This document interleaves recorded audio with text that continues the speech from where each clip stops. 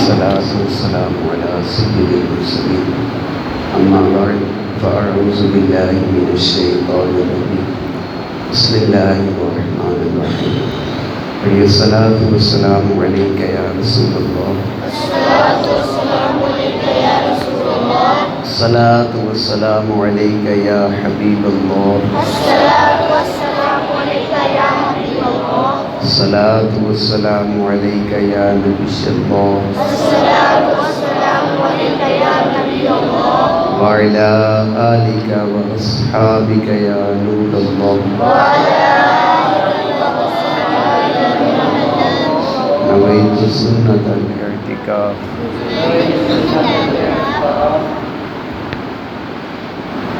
اللہ پاک کے آخری نبی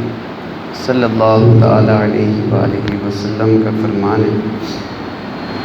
تم اپنی مجلسوں کو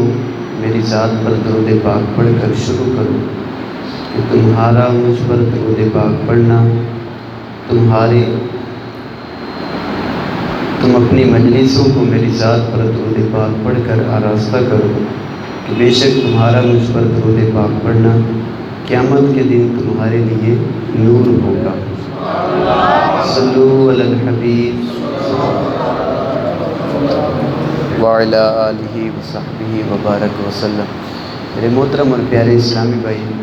اللہ تبارک و تعالیٰ نے آقا نبی کریم صلی اللہ تعالیٰ علیہ وسلم کو اتنے اوصاف عطا فرمائے ہیں ان کا کوئی شمار نہیں۔ اعلیٰ حضرت رحمۃ اللہ تعالیٰ علیہ فرماتے ہیں، تیرے تو بس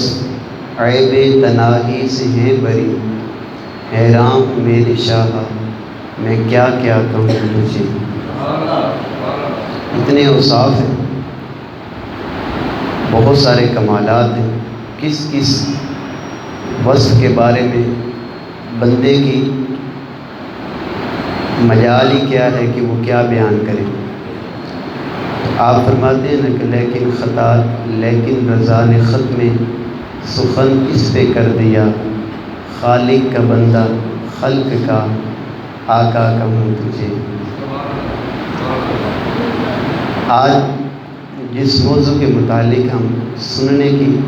سعادت حاصل کریں گے وہ ہے رحمت مصطفیٰ۔ حضور صلی اللہ تعالیٰ علیہ وآلہ وسلم کا رحمت ہونا یہ قرآن کی کئی آیات سے ثابت ہے۔ یہ آپ کا وصف انسان تو کیا، فرشتے، جنات، نباتات، جمادات، الغرض جو مخلوق ہے حضور کی رحمت ان سب کو شامل ہے۔ یہاں تک کہ فرمایا گیا رب العالمین اللہ تبارک و تعالیٰ کی جہاں جہاں ربوبیت کا ظہور ہے وہاں تک مصطفیٰ کریم علیہ السلام کی رحمت کا ظہور ہے۔ اللہ تبارک و تعالیٰ نے فرمایا اپنے بارے میں الحمدللہ رب العالمین، تمام تعریفیں اللہ کے لیے ہیں جو تمام جہانوں کا پالنے والا ہے۔ مصطفیٰ کریم صلی اللہ تعالیٰ علیہ وسلم کے لیے فرمایا کہ وما ارسلناک الا رحمۃ للعالمین، اور ہم نے آپ کو تمام جہانوں کے لیے رحمت بنا کے بھیجا۔ حضور علیہ السلام کی رحمت امت کو ہر طرح سے شامل ہے۔ گناہ گار ہیں تو وہ گناہ گاروں کی بخشش کرانے کے لیے تشریف لائے، اگر کوئی رستوں سے بھولے بھٹکے ہوئے ہیں تو ان کو آپ ہدایت کے رستے پر چلانے کے لیے آئے، اگر کوئی مریض ہے وہ شفا چاہتا ہے تو حضور اس کے لیے شفا بن کے تشریف لائے، کفار کو اللہ کے رسول صلی اللہ تعالیٰ علیہ وسلم ایمان کی دولت سے مالا مال فرمانے کے لیے آئے، یہاں تک کہ حضور صلی اللہ تعالیٰ علیہ وآلہ وسلم امت کے لیے ایسے رحمت ہیں کہ آپ کی رحمت ایمان والوں اور کفار دونوں کو شامل ہے۔ اور اس آیت کریمہ کے اندر بھی یہی فرمایا کہ آپ کی رحمت تمام جہانوں کے لیے ہے۔ اس کا جو مفہوم اور مطلب بیان کیا، ایک اور آیت کریمہ کے اندر فرمایا کہ وما کان اللہ لیعذبہم وانت فیہم، حضور کی رحمت کی آپ ظہور دیکھیں اور عظمت اور حضور علیہ السلام کی رحمت کی بڑائی آپ دیکھیں کہ اللہ کے نبی صلی اللہ تعالیٰ علیہ وآلہ وسلم کفار کے درمیان تشریف لے جاتے ہیں، آپ ان کو ایمان کی دعوت دیتے ہیں، رسول خدا صلی اللہ تعالیٰ علیہ وسلم کا انکار کرتے ہیں، یہاں تک کہ طائف کے اندر اوباش لڑکے، ان کفار نے اپنے جو اوباش اور نوجوان تھے ان کو سرکار علیہ السلام کی بات تو کیا ماننی تھی، حضور کے پیچھے لگا دیا، وہ آپ کو گالیاں دیتے، وہ آپ کے اوپر باتیں کستے، یہاں تک کہ سرکار علیہ السلام کو پتھراؤ کیا، پتھر مارے، یہاں تک کہ آپ کا مبارک جسم لہو لہان ہوا، آپ تھک ہار کے زمین پر تشریف فرما ہوتے اور وہ وہاں بیٹھنے بھی نہ دیتے، پھر اٹھا دیتے اور پھر سرکار کو تکلیفیں پہنچاتے، یہاں تک کہ رسول کریم صلی اللہ تعالیٰ علیہ وسلم نے فرمایا کہ بے شک جبریل علیہ السلام میرے پاس آئے اور عرض کرنے لگے،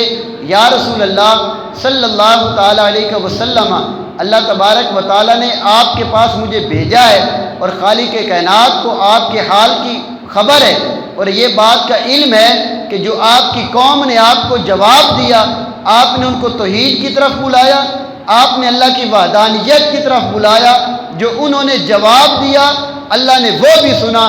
اگر آپ حکم فرمائیں تو ابھی یہ پہاڑوں کا فرشتہ موجود ہے اور یہ ابھی پہاڑوں کو ان کے اوپر الٹ دے اور فوراً ابھی یہ سارے کے سارے تباہ اور برباد ہو جائیں، صفحہ ہستی سے ان کا نام ہی ختم ہو جائے۔ اللہ کے رسول صلی اللہ تعالیٰ علیہ وسلم نے ارشاد فرمایا کہ اے جبرائیل، اللہ پاک نے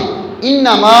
بعثت رحمۃ للعالمین ولم ابعث لعانا، اور ایک روایت کے اندر فرمایا کہ ولم ابعث عذابا، بے شک اللہ نے مجھے تمام جہانوں کے لیے رحمت بنا کے بھیجا ہے، مجھے لعنت بھیجنے والا اور عذاب بنا کے اللہ نے نہیں بھیجا مجھے۔ حضور صلی اللہ تعالیٰ علیہ وسلم نے ان کفار کے جواب کے اندر آپ کا قصور کیا تھا؟ قصور تو تھا ہی کیا، یہ کہ آپ ان کو ایمان کی دعوت دینے کے لیے گئے، کفر اور شرک کے اندر وہ لوگ مبتلا تھے، ان سے ان کو بچانے کے لیے اس کام کے لیے گئے، اور ان لوگوں نے آگے کیا جواب دیا؟ سرکار علیہ السلام کو اللہ نے سارے اختیارات عطا فرمائے تھے، پچھلے انبیاء کرام کا آپ تذکرہ قرآن میں پڑھیں، آپ ان کے بارے میں واقعات کو پڑھیں، جب اللہ کے نبی علیہ السلام کا کوئی قوم انکار کرتی تو خالق کائنات ساری قوم کو غرق کر دیتا، کسی کو ڈبو دیتا، کسی پر پتھراؤ کرتا، کسی کو آسمانوں تک لے جا کر زمین کے اوپر دے مارتا، یوں کسی کے اوپر آندھیاں چلائی جاتی، کسی کو کس طرح کا عذاب ہوتا، لیکن حضور علیہ السلام اپنی امت کے اندر، اب چونکہ کفار جو ہیں وہ بھی سرکار کی امت کے اندر شامل ہیں، امت کی دو طرح قسم ہوتی ہیں، ایک ہے کہ امت دعوت اور ایک ہے امت اجابت، وہ لوگ کہ جو ایمان قبول کریں گے وہ امت اجابت میں آئیں گے، اور جو لوگ ایمان قبول نہیں کریں گے امت دعوت کے اندر وہ بھی شریک رہیں گے، لیکن سرکار صلی اللہ تعالیٰ علیہ وسلم نے کبھی کسی کے لیے آپ نے بد دعا نہ فرمائی، بلکہ آپ نے دعا کی کہ اے اللہ